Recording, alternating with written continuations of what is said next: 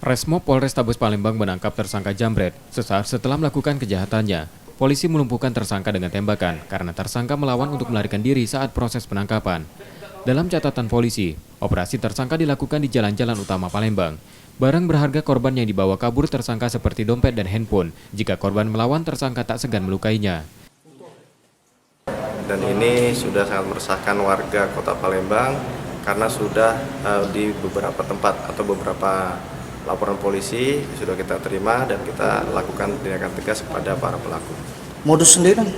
Modusnya membuntuti para korban, kemudian melakukan aksinya di tempat sepi, mengambil barang yang dipegang ataupun yang dibawa oleh para korban. Residivis bang? Asimilasi bang? Ya, residivis. Tersangka saat ini ditahan di tahanan Polrestabes Palembang untuk proses hukumnya. Yudi Kiswanto, Kompas TV, Palembang.